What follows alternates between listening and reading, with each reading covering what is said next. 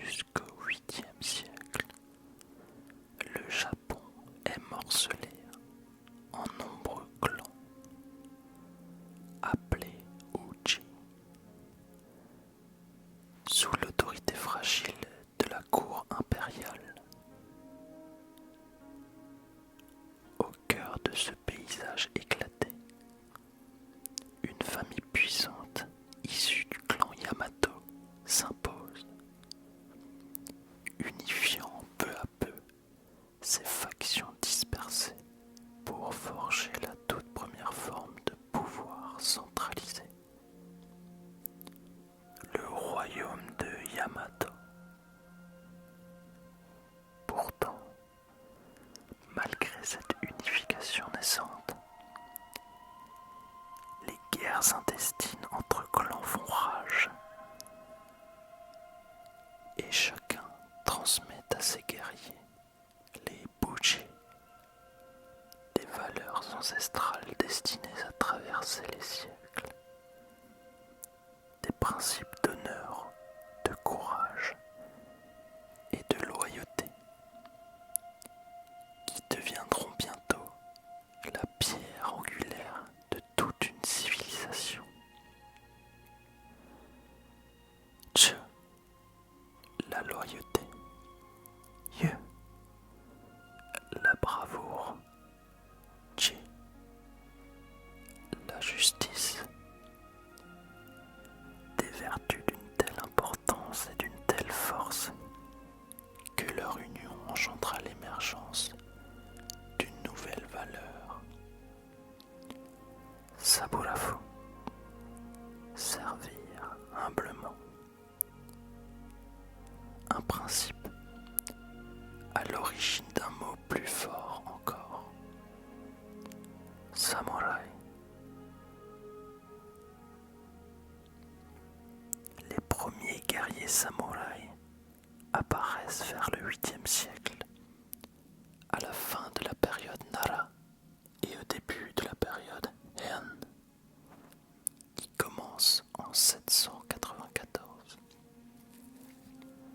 lorsque la capitale est établie à Heian-kyo, l'actuel Kyoto.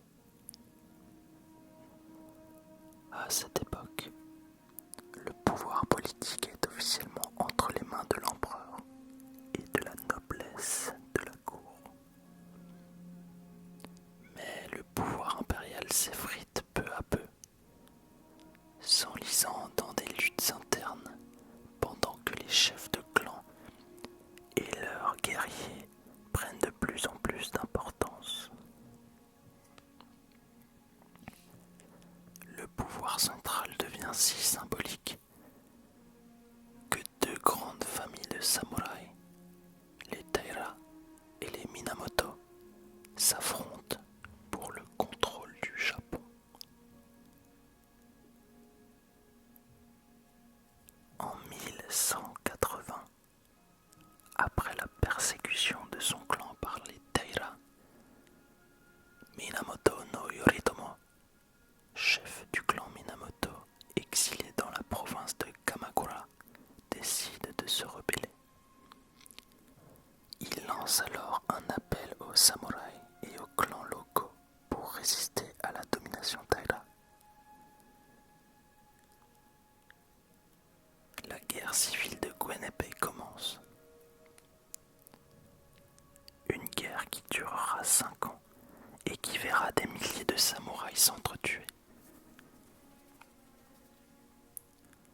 Lors d'une dernière bataille navale, Hantoku, le dernier empereur soutenu par les Taira, meurt noyé. Les Minamoto gagnent la guerre et l'empereur Go-Shirakawa reprend le pouvoir impérial. Peu après, Minamoto no Yoritomo établit son gouvernement militaire à Kamakura.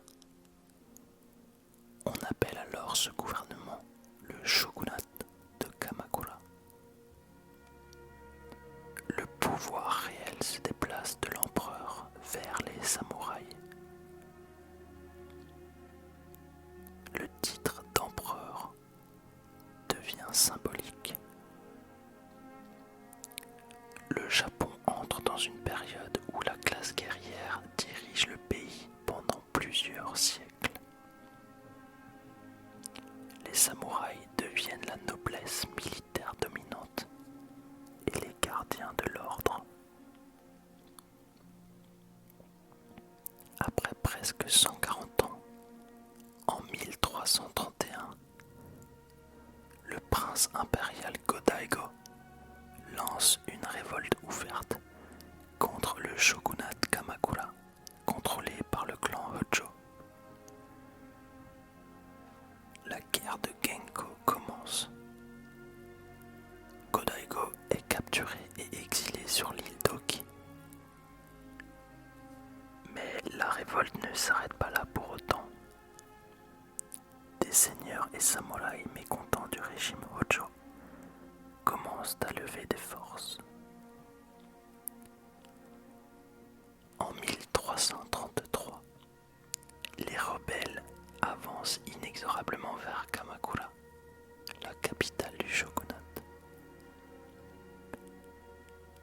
Les armées du pouvoir s'effondrent.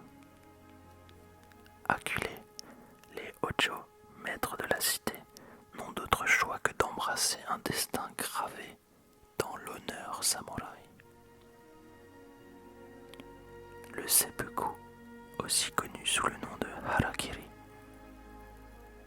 dans le silence solennel du temple Tojoshi, il saute la vie, unis dans ce sacrifice ultime, scellant à jamais la fin d'une ère.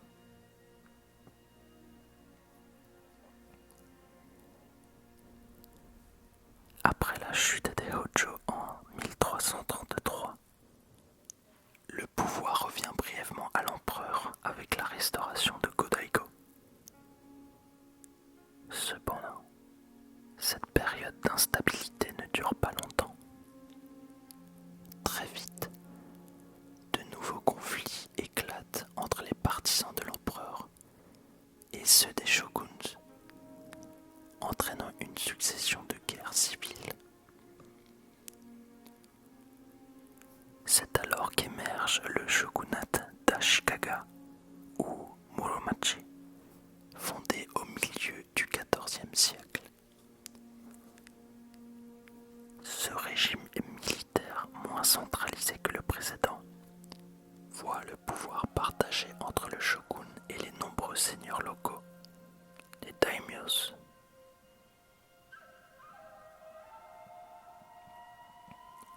Au fil des siècles, le Japon s'enfonce dans une longue période de division territoriale, de luttes incessantes entre clans et d'instabilité connue sous le nom de période Sengoku. Au XVIe siècle, le Sengoku touche à sa fin grâce à l'ascension de grands chefs militaires qui cherchent à unifier le pays.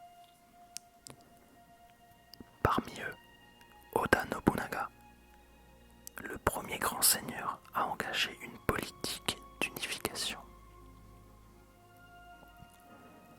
Il modernise son armée avec l'usage d'armes à feu, les arquebuses importés d'Europe. Le déclin progressif des samouraïs est entamé.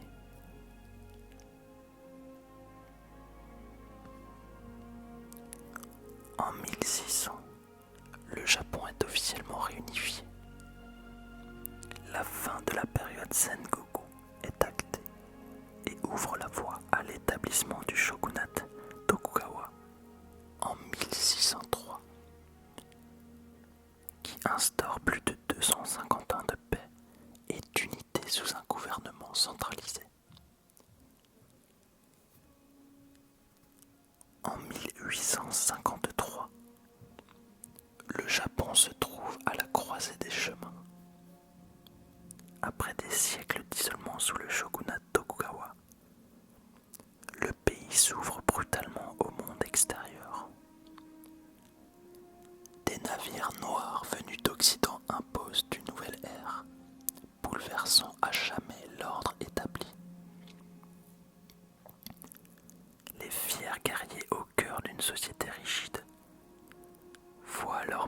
acier. Leurs épées sont de plus en plus remplacées par des fusils et des canons modernes. Leur code d'honneur se heurte aux exigences d'un État centralisé qui ne tolère plus l'indépendance des clans. Dans les campagnes et les montagnes, certains samouraïs refusent ce destin. Ils se rassemblent, porteurs d'une tradition millénaire, déterminés à défendre un mode de vie où le courage, la loyauté et l'honneur ne sont pas de vains mots. Car la modernité leur semble une tempête qui emporte tout sur son passage. Un tsunami auquel ils opposent leur résistance. Le choc est inévitable. Plusieurs batailles éclatent. La révolte de Satsuma devient le dernier cri d'un ordre ancien qui refuse de disparaître sans combat. Ces guerriers, bien que dépassés par la puissance des armes modernes, combattent avec la fierté et la discipline qui ont forgé leur légende. Leur lutte est aussi une lutte pour leur identité, pour un Japon où l'esprit du samouraï continue de vivre. La révolte de Satsuma en 1877 cristallise cette opposition. Saiko Takamori, représenté fièrement par Katsumoto dans l'histoire du dernier samouraï, incarne à la fois sagesse et la bravoure de cette caste.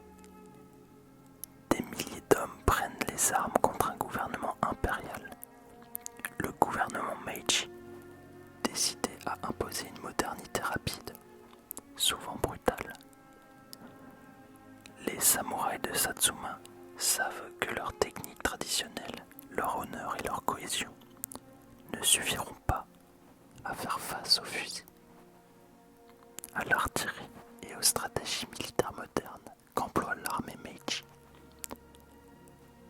Pourtant, ils combattent, non pas avec la naïveté du désespoir, mais avec la force tranquille d'une conviction profonde.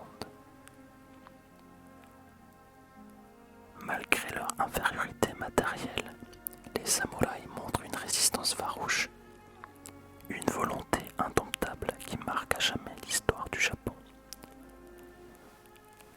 Leur défaite finale n'est pas qu'une simple capitulation militaire. C'est la fin d'un monde, l'extinction d'une époque où l'honneur se mesurait à la bravoure sur le champ de bataille et la loyauté envers son seigneur. Pourtant, la fin des samouraïs ne signifie pas la disparition de leur esprit. Les valeurs Bushido, la quête de la perfection dans l'action, la discipline et la loyauté continuent d'influencer la culture japonaise, jusque dans les institutions modernes. Et même si le Japon renaît, se tournant vers l'industrie, la science et la diplomatie, il garde au fond de lui cette flamme ancienne qui brûle toujours, celle des derniers samouraïs.